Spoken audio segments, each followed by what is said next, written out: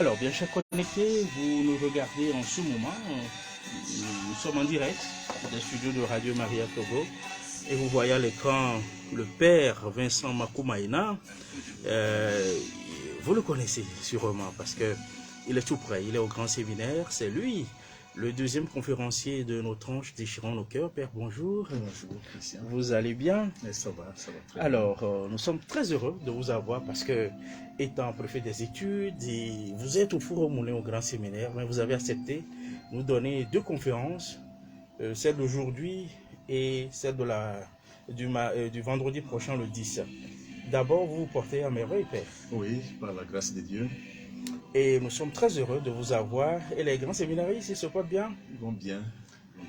Alors, nous sommes très contents. Merci, Christian. Et le recteur? Il va bien. Il va bien. Voilà, on s'est vu tout à l'heure. Et je sais que vous allez vraiment décortiquer en long et en large le message du pape et vous avez pris les deux premiers paragraphes. Tout à fait. Alors, série sur le gâteau, étant supplicien également, vous avez encore de beaux souvenirs en termes de conférence de carême. Oui, pas mal. C'est ça. Merci Père, on vous donne quelques minutes et vous allez démarrer l'émission en direct. Merci Christian. Merci.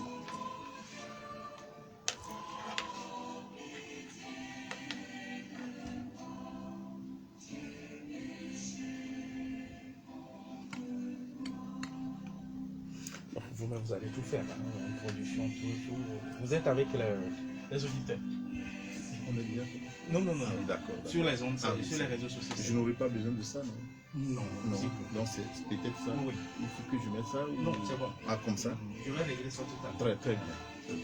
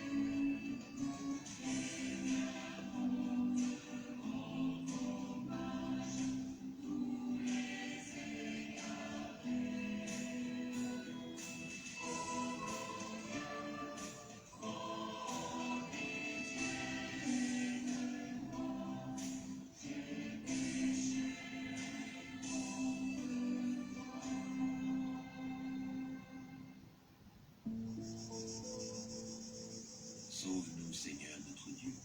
Rassemble tes enfants dispersés. Nous rendrons grâce à ton saint nom. Nous te bénirons dans la joie.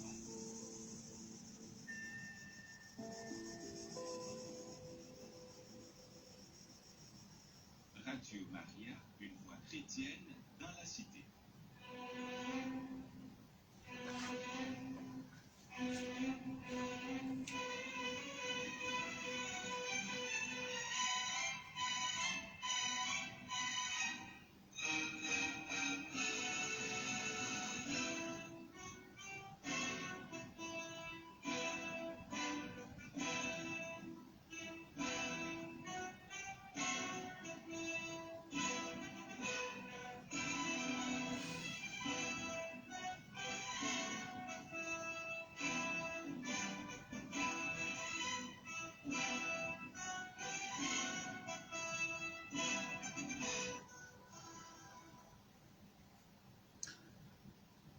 Bonjour, chers frères et sœurs en Christ, et bonjour à vous, auditrices et auditeurs de Radio Maria Togo. Comme l'a dit tout à l'heure Christian, je suis le père Vincent Makumaina, je suis formateur au grand séminaire Saint Jean-Paul II. Il m'a été demandé de de nous aider à rentrer dans la compréhension du message du pape François pour le carême de cette année.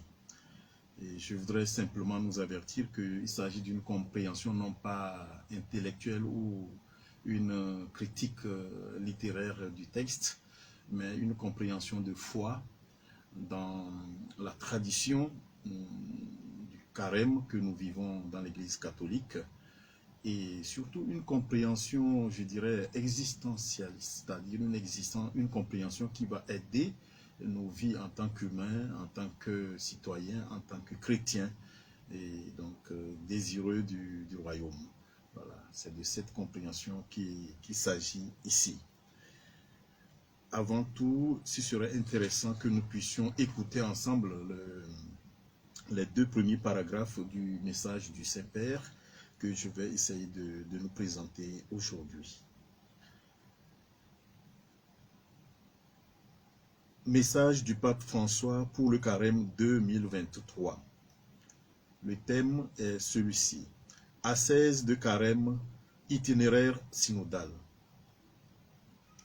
Chers frères et sœurs, les évangiles de Matthieu, de Marc et de Luc concordent pour raconter l'épisode de la transfiguration de Jésus. Dans cet événement, nous voyons la réponse du Seigneur à l'incompréhension manifestée par les disciples à son égard. Peu avant, en effet, un accrochage sérieux s'était produit entre le Maître et Simon-Pierre qui, après avoir professé sa foi dans le fait que Jésus est le Christ, le Fils de Dieu, avait repoussé son annonce de la passion et de la croix. Jésus l'avait repris avec force en disant: « Passe derrière moi, Satan. Tu es pour moi une occasion de chute, car tes pensées ne sont pas celles des dieux, mais celles des hommes. » Matthieu 16, verset 23.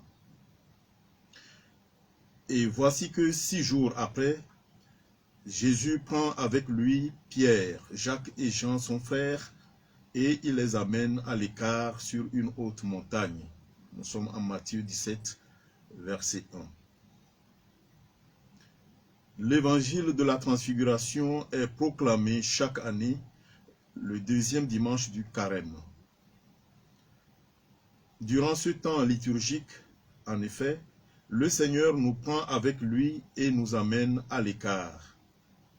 Même si nos activités ordinaires requièrent que nous restions au lieu habituel, en vivant un quotidien souvent répétitif et parfois ennuyant, pendant le carême, nous sommes invités à monter sur une haute montagne avec Jésus pour vivre avec le peuple saint de Dieu une expérience d'ascèse particulière. Fin de citation.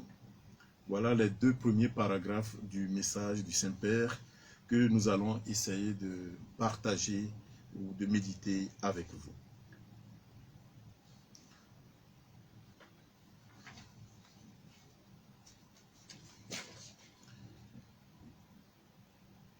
Alors qu'il me soit permis de rappeler que la tradition d'un message de carême remonte au lendemain du Concile Vatican II. Le pape Paul VI est le premier à avoir initié de tels messages en 1973, si mes recherches sont justes. Et depuis lors, les successifs papes ont gardé cette tradition qui nous aide à nous préparer, à mieux nous préparer pour entrer dans la fête pascale.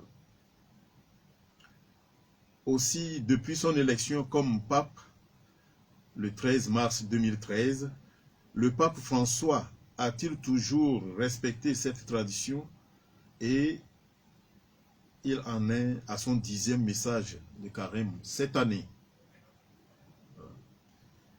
Avant de nous faire un rappel des 10 derniers messages ou des 9 derniers messages du pape François, permettez-moi juste de rappeler que le carême que dans lequel nous sommes entrés déjà est une période,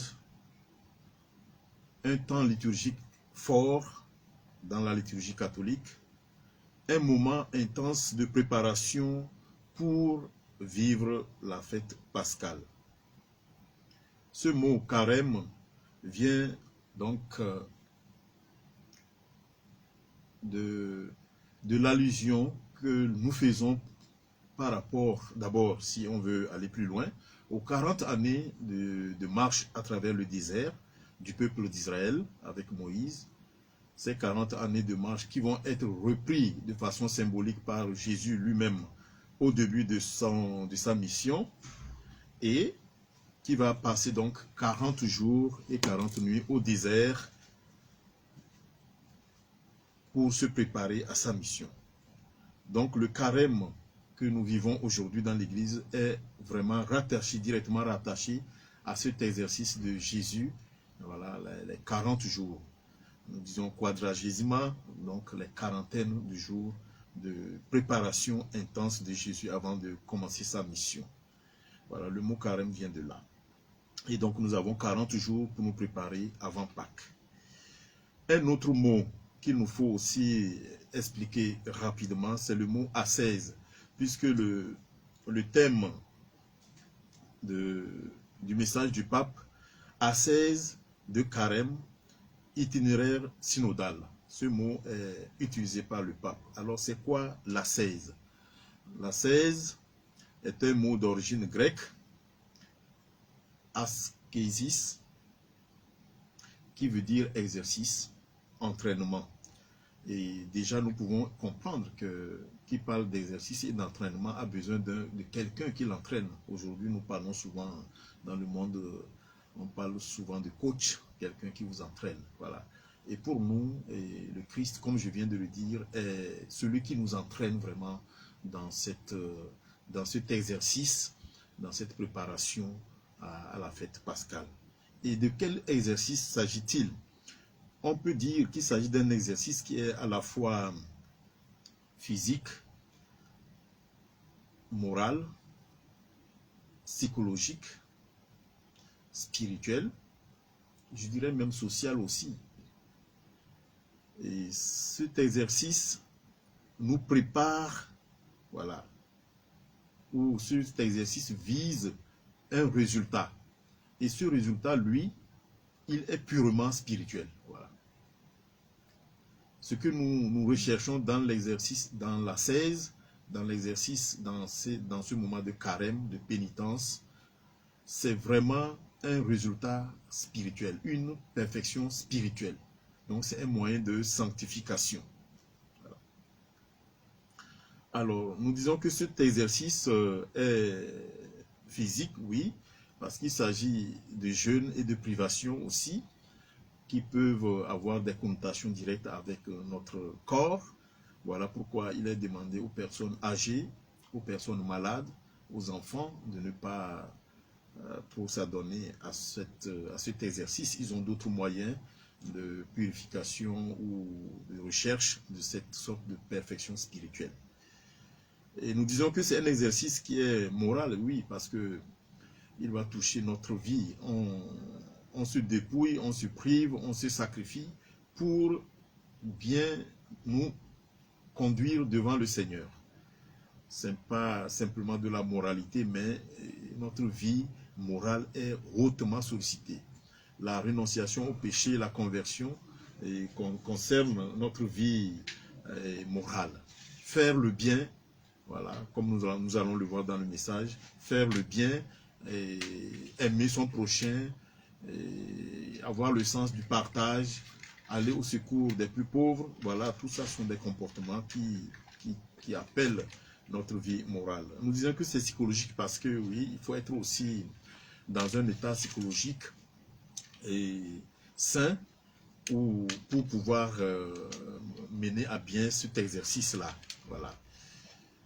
Et en même temps, cet exercice d'entraînement ou de privation, de purification, va sanctifier ou assainir aussi notre psychisme, notre vie psychologique. Voilà. Nos émotions, nos passions, tout cela vont être aussi purifiés, touchés par cet exercice de carême, d'ascèse et de privation.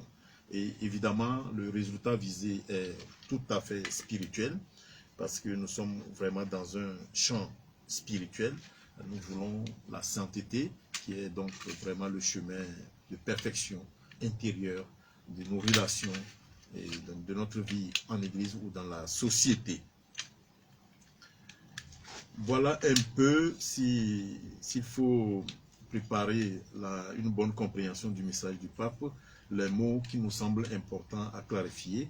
Et je suis passé sur celui de synodal, donc itinéraire synodal, le synode.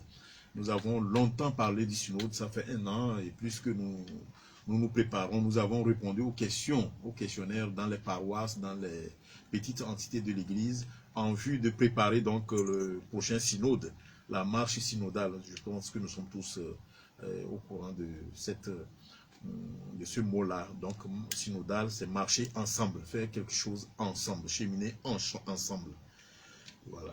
Donc, cette clarification des mots faite, nous pouvons maintenant essayer de revenir au texte.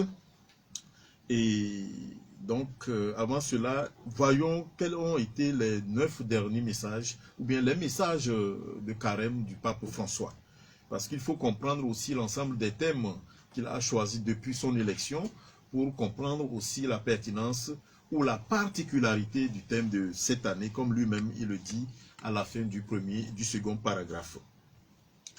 Alors, élu pape le 13 mars 2013, nous étions déjà en plein carême.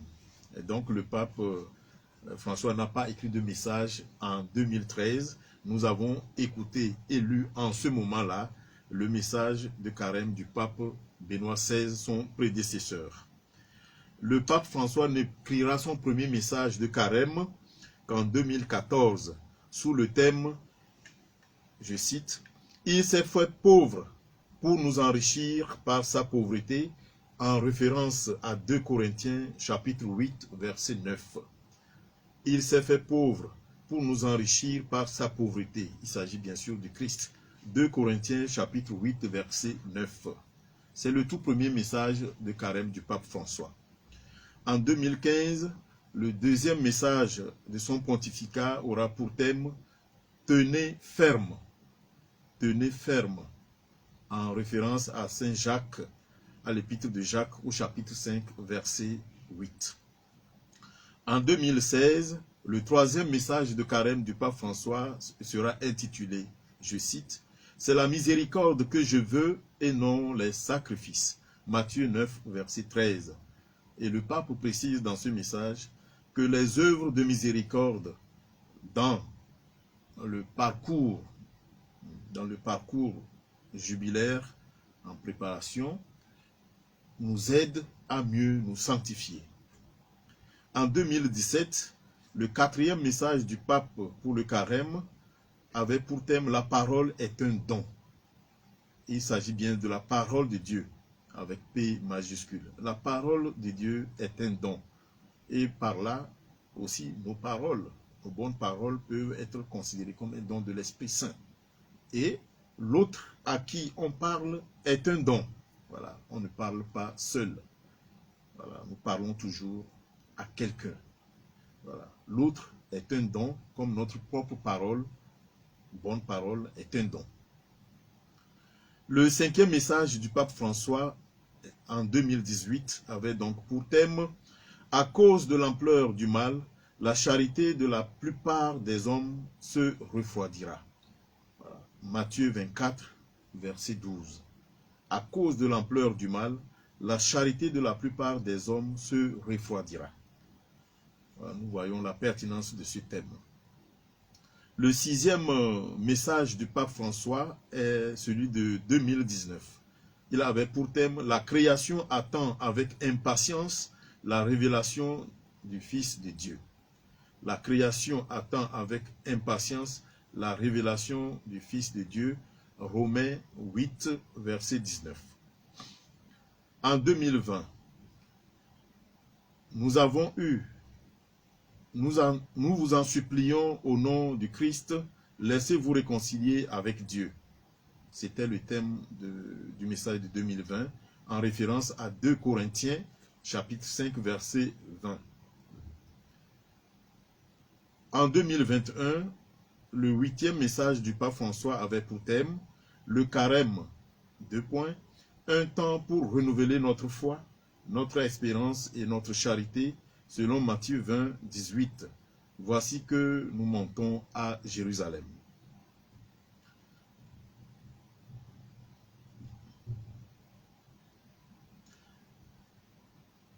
En 2022, le 9e message, donc celui de l'année passée, avait pour thème « Ne nous lassons pas de faire le bien, car le moment venu, nous récolterons si nous ne perdons pas courage. Ne nous lassons pas de faire le bien, car le moment venu, nous récolterons si nous ne perdons pas courage. Ainsi donc, lorsque nous en avons l'occasion, travaillons au bien de tous. » En référence à Galates chapitre 6, versets 9 à 10. Le thème donc de cette année, qui est le 10e message du pape François depuis son accession à la chaire de Pierre, est intitulé, comme nous l'avons annoncé au début de cette émission, je cite, « Ascèse de carême, itinéraire synodal ». Comme l'indique son titre, le message de cette année s'inscrit dans l'actualité synodale de l'Église et veut nous faire prendre conscience que l'exigence de conversion que nous impose le temps de carême doit intégrer les valeurs ecclésiales de la synodalité, thème du prochain synode des évêques. Oui, marcher ensemble. La marche synodale est une nouvelle forme de vie,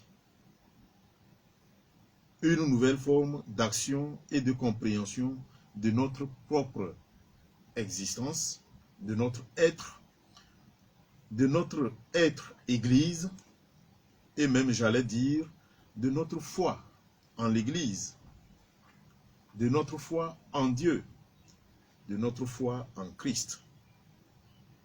Il nous faut apprendre et réapprendre à marcher ensemble en Église, à mettre en mouvement ensemble notre vocation à la sainteté et surtout notre effort de pénitence, d'ascèse et de conversion. Et quand nous disons marcher ensemble,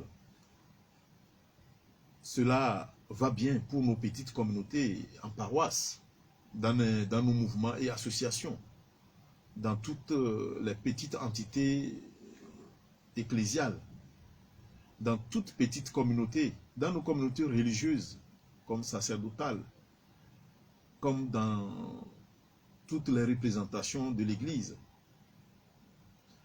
Mais au-delà aussi, il faut penser écuménique, c'est-à-dire nous venons avec le mois de janvier de faire la prière pour l'unité des chrétiens. Donc la marche synodale prend en compte toutes ces réalités de l'Église qui, elle, ne se limite pas sur la terre. Nous le savons bien. L'Église a trois patries, voilà. Il y a l'Église pèlerinante, c'est nous, les vivants qui cheminons vers le ciel. Il y a l'Église souffrante, l'Église des âmes qui attendent leur délivrance éternelle et totale, définitive, et qui sont au purgatoire et pour lesquelles nous offrons souvent le sacrifice. Et il y a l'Église triomphante, donc l'Église des saints et des anges auprès de Dieu. Voilà, donc je pense que déjà à ce niveau d'approche, nous comprenons que le message du pape de cette année a quelque chose vraiment de particulier. Voilà, nous faire découvrir que tout ce que nous faisons en tant que chrétiens, en tant que fils de Dieu, en tant qu'humanité, c'est très important de le faire même individuellement en pensant que nous sommes ensemble. Voilà, je ne suis pas seul. Voilà. Et cela prend une connotation plus importante quand nous sommes dans l'Église. Nous allons revenir là-dessus. D'ailleurs, cette approche était déjà et souligné d'une manière implicite par le pape Jean-Paul II. Nous sommes au message de carême de 1979. Vous voyez ce que le pape disait dans son message depuis 1979, au début de son pontificat, le pape Jean-Paul II, et qui nous ramène à cette attention synodale dont nous parle le pape François aujourd'hui. Vous voyez, le pape Jean-Paul II, dans son message de 1979, disait déjà, je cite, « Le temps de carême doit manifester aux yeux du monde que c'est le peuple de Dieu, tout entier, parce que pécheur, qui se prépare dans la pénitence à revivre liturgiquement la passion, la mort et la résurrection de Christ. » Vous voyez, fin de citation. Alors, ce qui était déjà fortement martelé chez Jean-Paul II, c'est cette conscience de faire le carême comme peuple tout entier. Parce que c'est ce peuple-là, dit le pape, qui est pécheur. Voilà. Vous voyez, nous confessons l'Église est sainte parce que le Christ en est la tête. Voilà, et le Christ est saint, les autres membres, le corps que nous formons, bénéficions de la sainteté du Christ, certes. Mais nous savons aussi que les membres de l'Église que nous sommes pécheurs. L'Église est aussi pécheresse. Voilà. Et les gens aussi nous attribuent des péchés communs, des péchés de l'Église, les péchés du corps ecclésial, pas des péchés individuels. Mais aussi nos péchés individuels mis ensemble ternissent en même temps l'Église et sont considérés aussi comme des péchés du peuple des dieux. Alors c'est important que dans un mouvement de pénitence, de conversion, les gens ou le monde ou l'humanité voient aussi cette Église pénitente, cette Église qui prend conscience de son état de pécheur ou de pécheresse et qui pose un acte, je dirais même synodal, voilà, commun, ensemble, un acte synodal de pénitence, de conversion, un désir synodal de perfection. Voilà. Et c'est ce que nous pouvons déjà comprendre des propos du pape Jean-Paul II qui nous introduisent bien la particularité du message de cette année.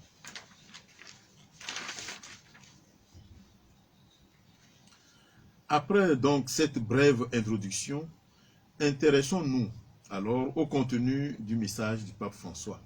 Nous le ferons en ce qui nous concerne aujourd'hui pour les deux premiers paragraphes que nous avons lus au début de cette émission. Et ces deux paragraphes se présentent dans l'ensemble du message comme une introduction à la pensée ou à l'idée que veut nous transmettre le pape François cette année. D'abord, à l'entame de son message, le pape François pose un acte hautement recommandé par le Concile Vatican II, à savoir fonder tout enseignement dans les Saintes Écritures qui, par ailleurs, doivent être considérés comme l'âme de toute parole et de tout discours sur Dieu, la révélation ou notre foi chrétienne.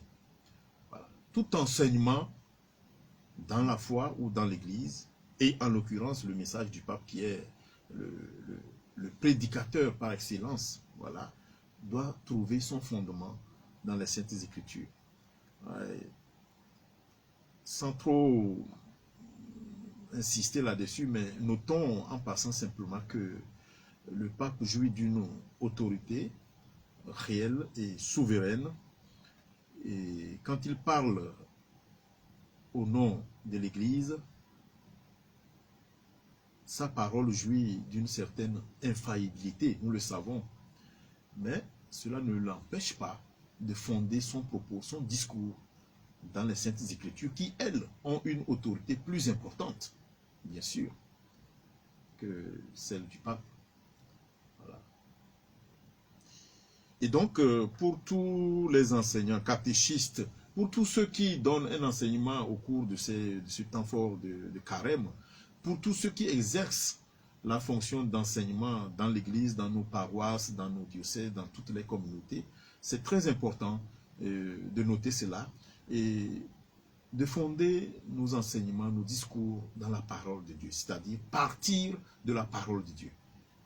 Et il y a aussi des pièges à ce niveau. Il ne s'agit pas d'avoir mon idée, ma conviction à moi, et maintenant chercher à démontrer à ceux qui m'écoutent que cette conviction, cette idée est vraie et juste parce qu'on peut la fonder dans les Saintes Écritures. Là, ça s'appelle faire du texte un prétexte. Et là, le message qu'on va véhiculer n'est pas le message vraiment révélé, le message de Dieu. Ce serait une sorte de vente de nos propres idées, de nos convictions, ce qui est tout à fait vraiment limité. Voilà. Donc, fonder son propos dans l'Écriture, c'est partir de l'Écriture. Voilà. C'est-à-dire que nous dit la parole de Dieu, que nous disent les Saintes Écritures. Une fois qu'on a compris ce que ces Saintes Écritures nous disent, alors là, nous nous appuyons là-dessus pour développer un enseignement qui va servir à tout le peuple de Dieu et à ceux qui nous écoutent. C'est cela que recommande le Concile Vatican II dans Dei Verbum sur la parole de Dieu, numéro 24. Nous avons cette recommandation et nous avons ça aussi dans la formation des prêtres qui est Optatam Tutius, numéro 16, c'est très connu. Donc le pape honore cette exigence du concile et il est en cela aussi quelqu'un qui nous entraîne, un modèle pour nous. Voilà. Il honore cette recommandation en se fondant dans l'épisode de la transfiguration ou en partant de l'épisode de la transfiguration rapporté par les trois évangiles synoptiques que sont Matthieu, Marc et Luc. Voilà, ces évangiles sont dits synoptiques parce qu'on peut les lire quasiment de façon panoramique ensemble. Voilà, beaucoup de versets dans ces évangiles rapportent les mêmes paroles presque, ou les mêmes événements de Jésus, ou les mêmes paroles de Jésus, les mêmes faits. C'est ainsi que dans Matthieu 17, 1, verset 1 à 13, et ce que vous lisez dans cette péricope qui parle de la transfiguration, vous avez la même péricope racontée à peu près dans les mêmes mots et dans les mêmes circonstances en Marc chapitre 9, versets 2 à 13 et en Luc chapitre 9, versets 28 à 36. Vous voyez, en regardant simplement les chiffres, vous voyez, Matthieu 17, verset 1 à 13, nous avons autour de 12 à 13 versets. Vous prenez Marc 9, versets 2 à 13, Marc qui est très concis, a presque aussi une dizaine de versets, ce qui est tout à fait proche par rapport au contenu narratif. Et vous avez la même chose du 26 et du 28 du chapitre 9 de Luc, au verset 36, vous voyez, on a à peu près une dizaine, autour de 8 à 9 versets, ce qui au niveau contenu signale quand même la proximité narrative de ce récit-là. Donc le pape va partir de ce récit raconté dans ces trois évangiles pour donner son enseignement. À première vue, l'on peut se demander, mais quel rapport peut-il avoir entre cet événement de la transfiguration de Jésus et la cesse de carême d'une part? Voilà. C'est quoi? Quel est le rapport entre l'invitation à la cesse, à la vie ascétique et la transfiguration? Et ensuite, comment comprendre ce rapport entre l'itinéraire synodal dont il est question dans le message avec la transfiguration? Voilà. Quel peut être le rapport à première vue? Je pense que les prochains intervenants répondront à cette question, à cette double question amplement, puisque le pape lui-même explique cela dans la suite du message. Et c'est très intéressant de voir comment le pape fait ressortir ce rapport qui nous éblouit, parce que à l'entame, on ne voit pas tout de suite le rapport. Mais nous pouvons déjà retenir avec le pape que, par l'événement de la transfiguration, le Seigneur répondait de manière forte et profonde à l'incompréhension manifestée par les disciples à son égard. Voilà ce que le pape dit déjà dans le premier paragraphe. Voilà. Oui, il faut bien avouer que malgré les signes et les miracles que Jésus accomplissait, malgré même la confession de Pierre, tu es le Christ, le Fils du Dieu vivant, qu'il vient de faire tantôt dans le même évangile de Matthieu au chapitre 16, verset 16, et là nous sommes dans le chapitre 7, donc vous pouvez imaginer que Pierre venait de confesser brillamment que Jésus était Fils de Dieu, mais on dit que Jésus l'a amené sur le mont Tabor pour qu'il découvre davantage qui est Jésus à partir de l'événement de la transfiguration, ce qui suppose qu'il y a vraiment des zones d'ombre vraiment dans la tête de Pierre. D'ailleurs, entre-temps, quand Jésus va parler de sa passion, le pape le souligne même dans le texte, ouais, Pierre va dire, il va s'y opposer. Ça veut dire qu'il n'a pas encore compris qui est son maître. Voilà. Donc, des doutes planaient toujours dans l'esprit des apôtres, et ils se demandaient entre eux qui est leur maître vraiment, qui est-il? Voilà. Ce tâtonnement de Pierre et des autres disciples de Jésus doit de temps en temps retenir notre attention. Voilà. Nous qui croyons déjà, qui sommes baptisés, confirmés, consacrés, ordonnés prêtres ou même évêques, hein, je ne veux pas douter de notre foi, non, mais c'est pour dire qu'il y a des... Si Pierre, lui, qui a vécu avec Jésus, qui l'a logé chez lui, qui a vécu tous les miracles, qui a fait des confessions vraiment, je dirais, finies, est arrivé à en douter, jusque même dans la passion, puisqu'il va dire, je ne le connais pas. Qui sommes-nous pour prétendre que notre foi est absolue et que nous n'avons pas besoin de reviser, de revisiter notre acte de foi en Jésus-Christ. Voilà. Donc, c'est le moment aussi, ce temps de carême, de nous arrêter un peu sur le tâtonnement de Pierre et des apôtres pour nous poser nous-mêmes des questions sur nos propres hésitations dans la foi, sur nos vides, nos impasses, nos nuits obscures dans la foi à la suite du Christ. Voilà. Une telle attention nous permet de repartir, non pas de ce que nous pouvons savoir par nous-mêmes de Jésus-Christ, de ce que les autres nous disent de Jésus-Christ, mais de ce que les apôtres et les pères de l'Église nous ont transmis de Jésus et que nous confessons à chaque célébration eucharistique.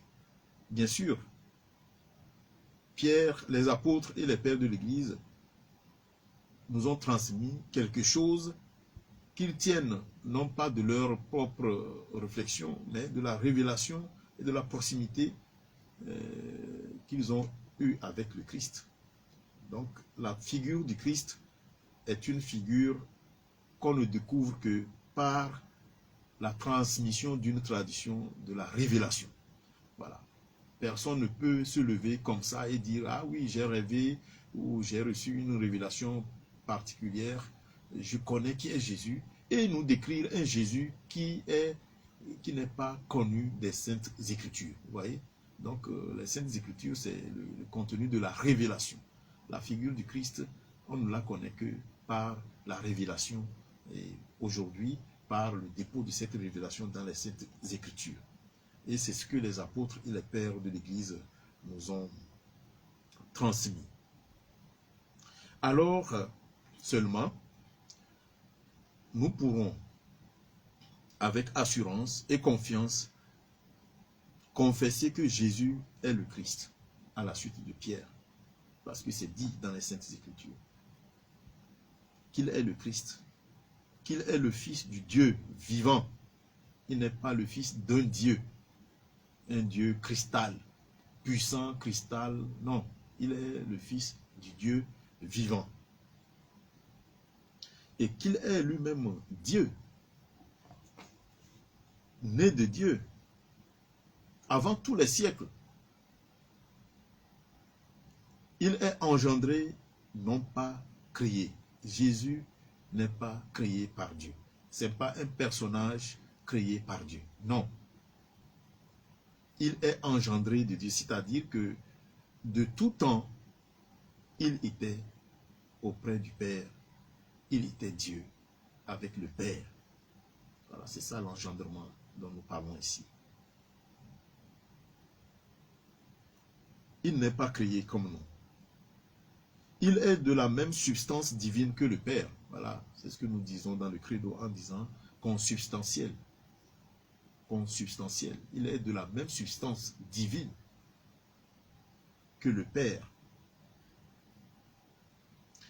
Et nous découvrons aussi à travers la révélation, la foi des apôtres et des pères de l'Église et de la tradition, que c'est pour nous les hommes et pour notre salut qu'il est descendu du ciel en se faisant l'un de nous par le mystère de l'incarnation, c'est-à-dire qu'il a pris chair de la Vierge Marie. Lui qui est de tout temps le Verbe de Dieu, il s'est incarné en prenant chair de la Vierge Marie par l'action de l'Esprit Saint. Voilà une parenthèse de foi qui nous ramène à la centralité de la figure du Christ qui nous prend pour nous amener sur une haute montagne en ce temps de carême. C'est lui, le Christ, dont nous venons de parler. C'est lui notre entraîneur. C'est lui notre guide. Celui qui nous entraîne à sa suite. C'est lui qui nous prend, comme il l'a fait avec Pierre, Jacques et Jean, en les amenant sur une autre montagne. Les prochains intervenants vont développer cet aspect-là. Selon donc le pape François, l'Église, en nous faisant écouter l'évangile de la transfiguration chaque année, au temps de carême, le pape a précisé que c'est toujours la deuxième semaine de carême. Donc l'Église, en nous proposant cet évangile, cet épisode de la transfiguration de Jésus, veut justement nous faire comprendre le lien profond qu'il y a entre ascèse et transfiguration. Nous sommes dans le deuxième paragraphe, et c'est le pape qui le dit. Voilà. Il y a donc vraiment un lien entre ascèse, pénitence, mortification, privation et la transfiguration. Aussi, nous comprenons bien l'idée du pape pour qui l'entraînement à l'effort de carême dans lequel nous sommes entrés doit se faire en compagnie avec le Seigneur. Car c'est lui, notre entraîneur, notre guide et notre maître. Voilà, le pape le dit clairement. Il nous prend avec lui, comme il l'avait fait avec Pierre, Jacques et Jean, et nous amène à l'écart. Voilà, c'est ces mots qui vont retenir maintenant notre attention.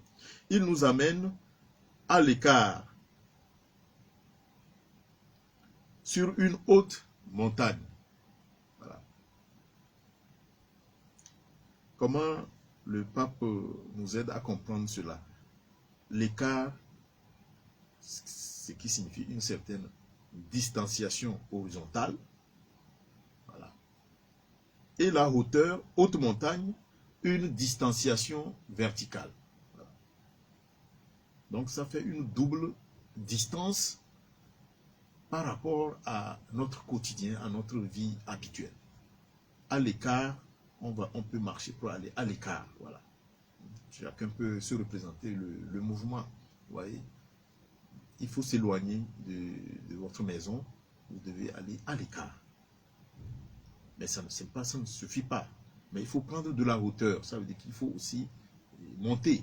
Donc, ces deux dimensions horizontales et verticales comme signe d'éloignement de soi, de chez soi, de ce qui fait mon quotidien, sont des images très fortes de l'ascèse, c'est-à-dire un exercice à la fois physique, moral, psychologique et social qui vise une perfection ou un perfectionnement spirituel.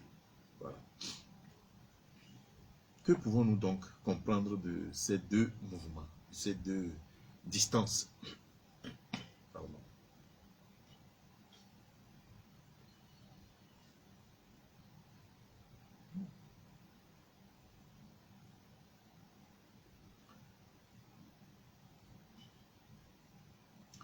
D'abord, aller à l'écart et monter en haut peuvent se comprendre comme tout ce qui nous éloigne de nos habitudes quotidiennes, de nos pesanteurs, bref, de nous-mêmes, pour nous rapprocher de Dieu, afin que nous puissions, il ne s'agit pas de se fuir, il ne s'agit pas de s'abandonner ou de s'oublier, il ne s'agit pas de s'échapper, voilà le mot. Peut-être si je vis une situation difficile aujourd'hui, je traverse un moment pas vraiment épanouissant, pas agréable, je vis dans la misère, je suis en chômage, je suis en manque affectif, je vis une crise financière, morale, affective ou relationnelle, je traverse un moment difficile, je suis en prison. Voilà. Il ne s'agit pas de s'évader de ces états de vie. Non. Il s'agit de s'éloigner ou de s'en éloigner horizontalement, c'est-à-dire s'écarter de cela dans mon esprit et prendre de la hauteur, mais pour pouvoir me regarder et regarder ma situation difficile aujourd'hui, mais à partir de Dieu. Non plus à partir de mon propre regard, mais à partir du regard que Dieu a sur moi dans cette situation-là. Et c'est là, selon moi, le secret, le premier secret de ce message du pape. Aller à l'écart, prendre de la hauteur. Voilà, Jésus a pris ses disciples, il les a amenés à l'écart et sur une haute montagne. Voilà.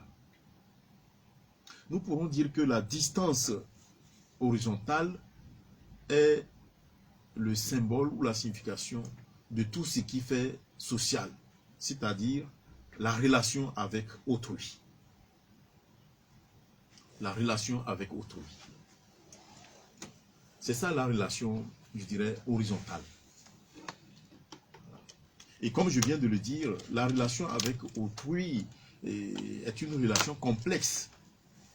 Elle est plurielle et multiforme. Voilà. Il peut s'agir de ma relation avec mon époux, de ma relation avec mon épouse, de ma relation avec mes enfants, mes parents.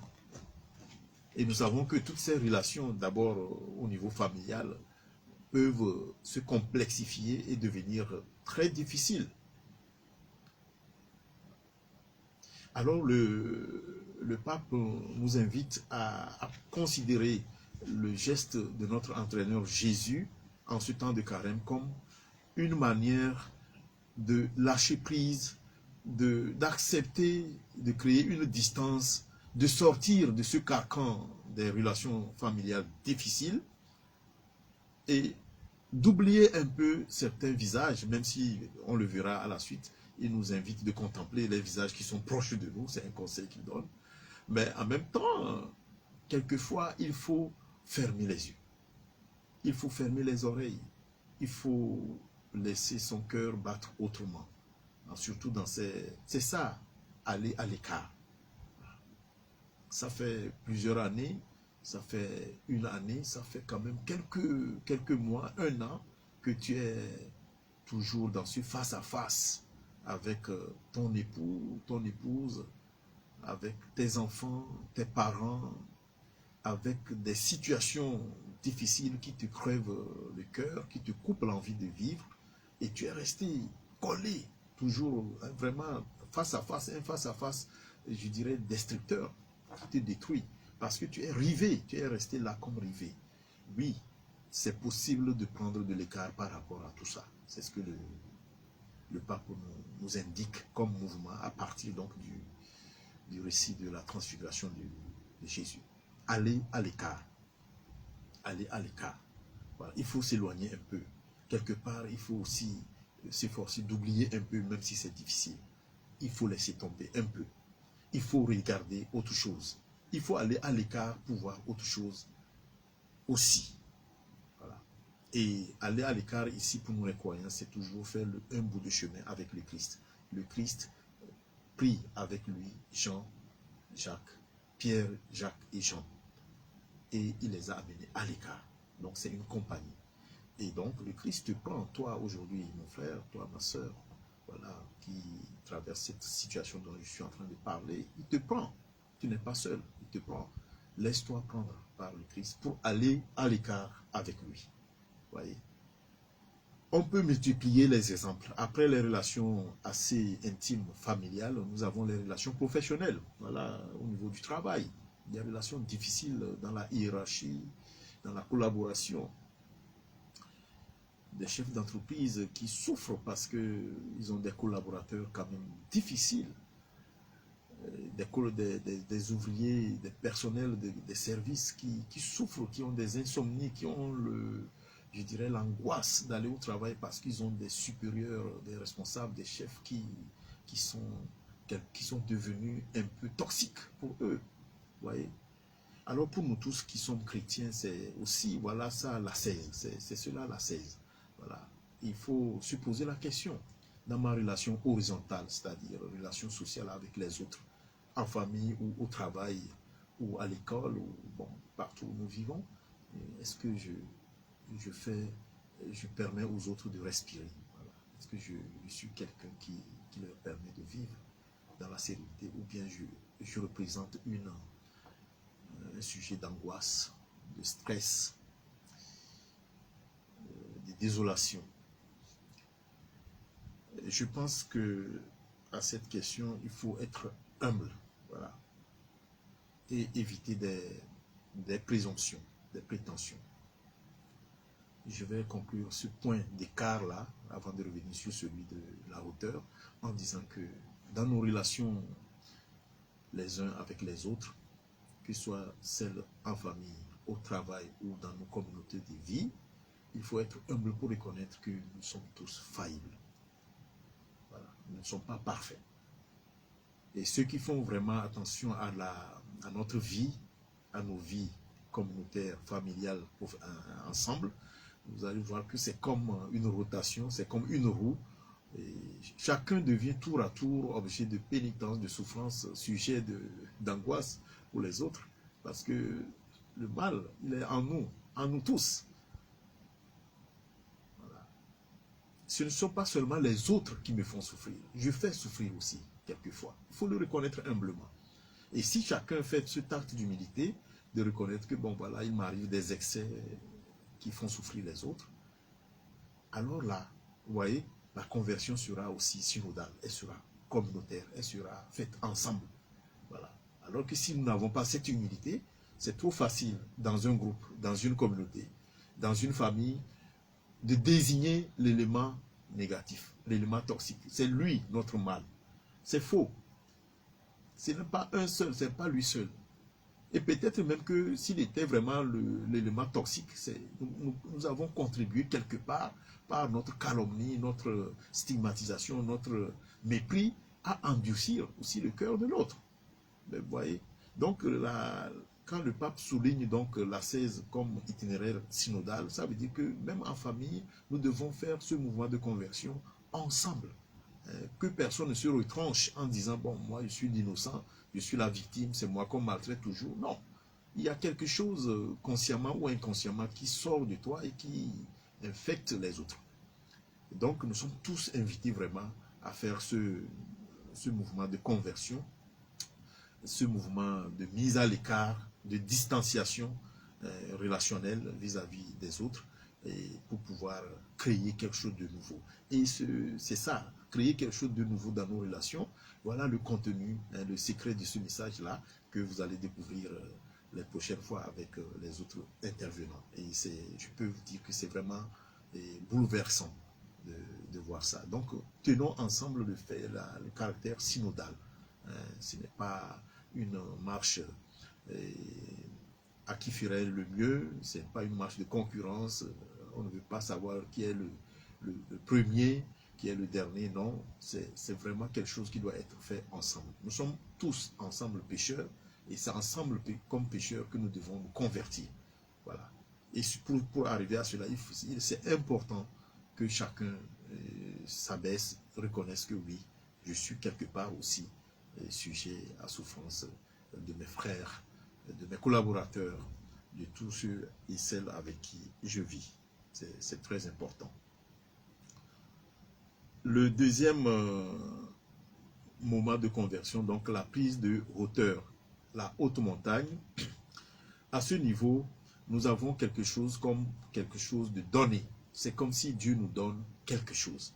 Vous voyez, au niveau horizontal et social, l'effort que nous allons faire, comme je viens de l'expliquer par un acte d'humilité, est un effort humain, un effort personnel. Mais nous savons aussi que nous pouvons être vraiment à fade, nous pouvons être, il y a il y a des limites à cet effort-là. Voilà, on peut le faire pour le temps de carême et après on reprend nos habitudes, comme la nature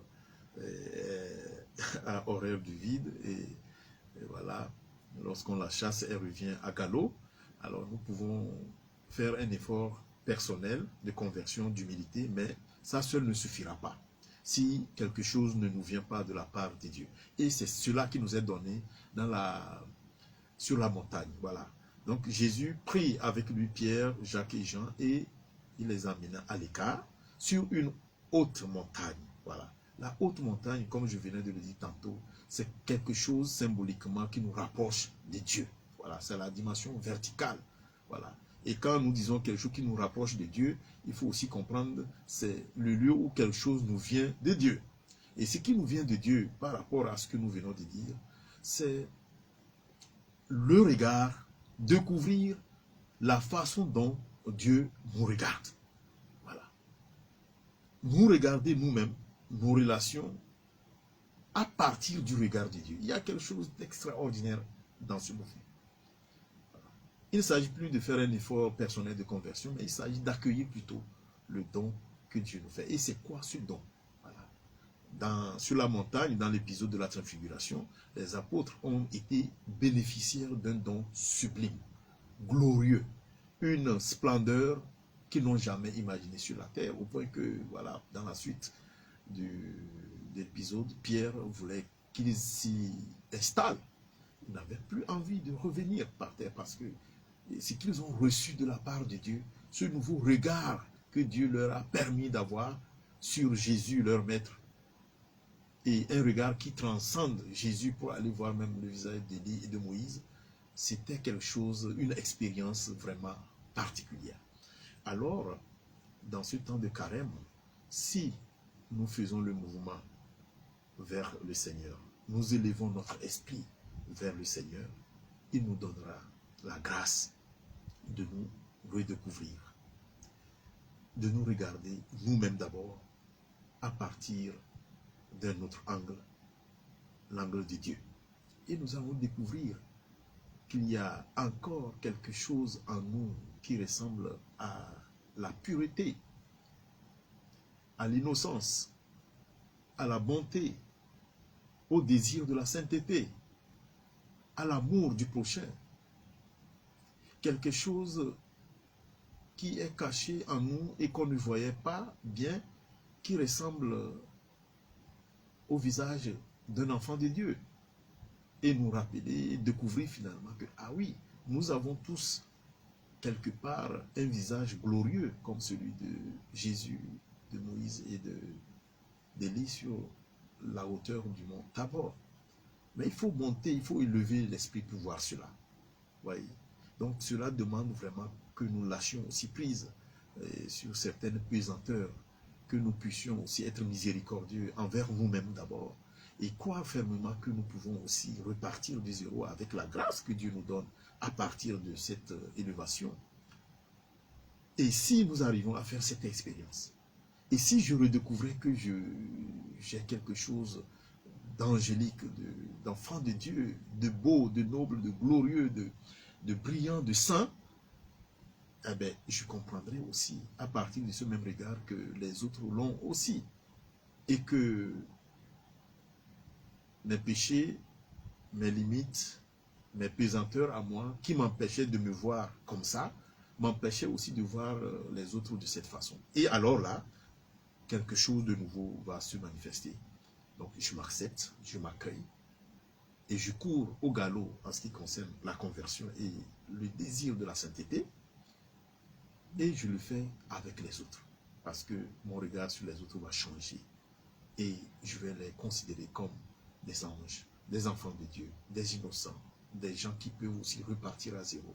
Et si on le fait ensemble, comme dans le premier cas, c'est cela qui est vraiment le signe que Dieu nous donne. Et c'est important de le faire ensemble. Voilà. D'où encore ici, une fois encore, l'importance de cette élévation synodale. Voilà. Il faut se lever ensemble. Et proposons-nous donc dans nos communautés, dans nos familles, dans nos paroisses, dans nos petits mouvements, de faire ce mouvement d'élévation de l'âme et de l'esprit ensemble. Donc de façon synodale. Voilà un peu ce que le pape nous réserve dans son message de cette année. Je vais conclure mon propos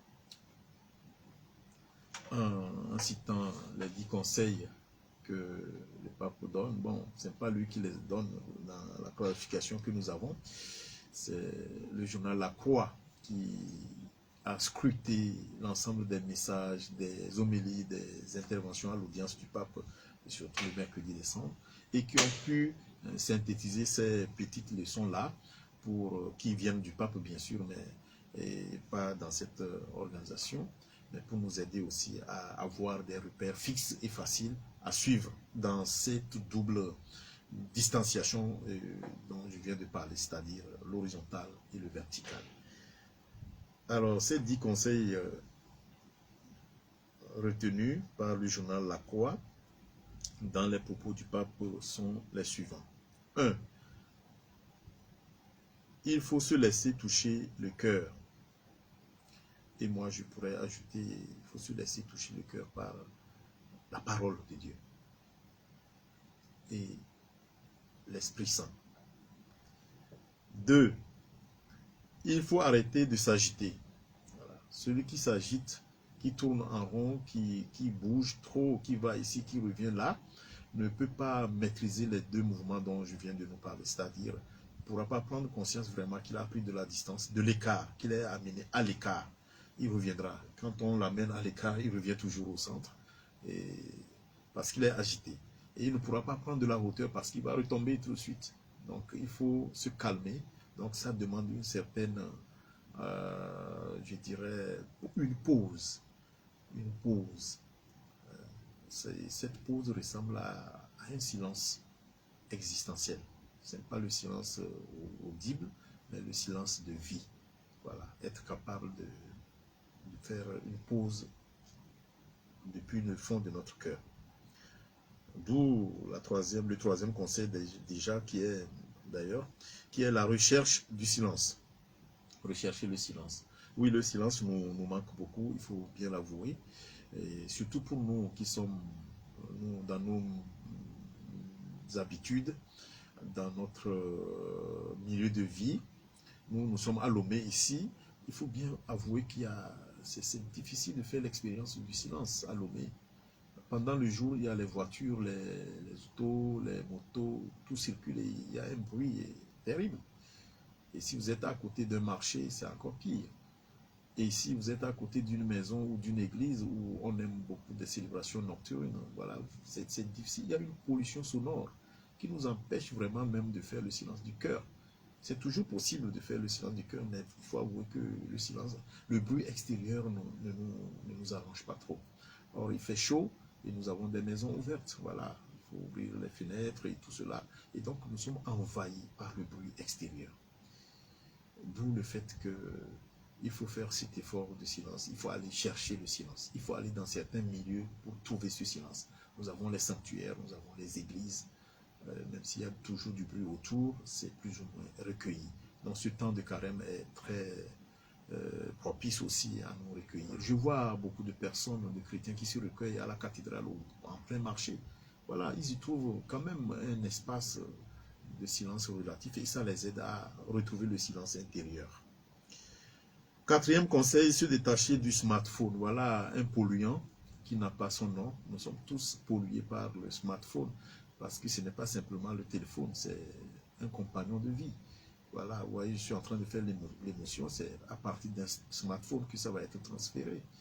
Et donc, l'utilité du smartphone dépasse le téléphone, mais en même temps, il faut bien reconnaître, selon les propos du pape, que le téléphone aussi nous envahit parfois de façon indue. Voilà, nous pouvons de temps en temps aussi faire l'expérience de nous détacher de ce téléphone. Et le pape a beaucoup insisté là-dessus, tout en reconnaissant la valeur du smartphone. Voilà. Cinquième conseil, arrêtez de regarder les autres d'en haut. Nous avons parlé d'humilité, c'est ça. Quand nous montons sur la montagne, excusez-moi, quand nous allons à la hauteur de la montagne du Tabor, ce n'est pas pour regarder les autres de là de façon narcissique, non. C'est regarder les autres à partir du regard de Dieu. Voilà. Puisque cette hauteur n'est pas la nôtre, elle est celle de Dieu. Voyez. Donc, que le Seigneur nous donne cette grâce-là. Sixième conseil, en finir avec l'hypocrisie. Bon, je ne sais pas si franchement on peut en finir avec l'hypocrisie, qui est quand même comme quelque chose de consubstantiel à notre existence. C'est comme nous sommes marqués par le péché originel. On dirait que l'hypocrisie humaine fait partie du péché originel. Il faut le savoir tout simplement et puis faire l'effort de s'en débarrasser. Le septième conseil, ne pas s'habituer au mal. Oui, l'habitude au mal est un péché. Voilà. On peut pécher, voilà, et être pardonné, mais s'habituer au mal, ça veut dire que je prends plaisir à pécher. Je prends plaisir à côtoyer le mal, à vivre avec le mal. Et il m'aveugle petit à petit.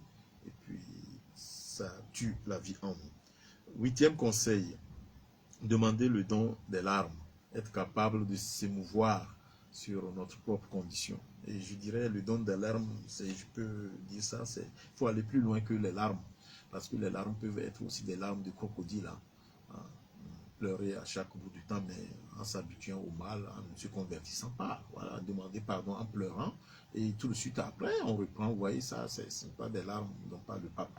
Les larmes dont parle le pape ici, c'est avoir pitié de soi. Voilà.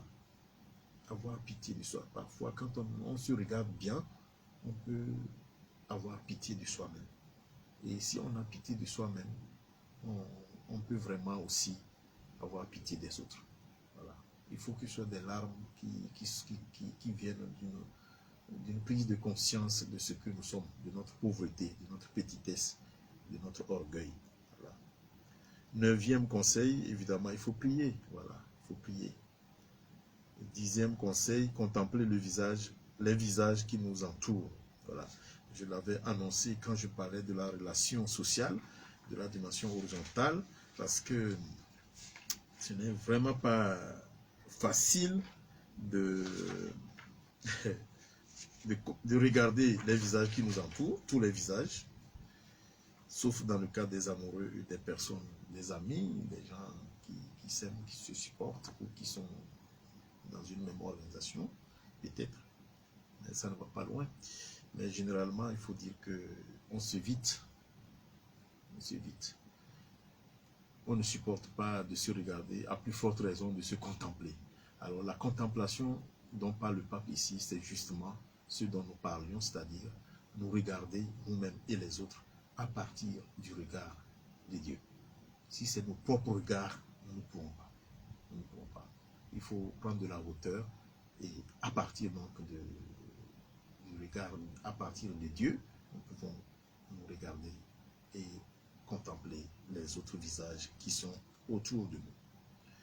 Voilà, chers frères et sœurs en Christ, chères auditrices et auditeurs, Ce que je peux dire pour nous introduire à ce beau message du pape François pour le carême 2023.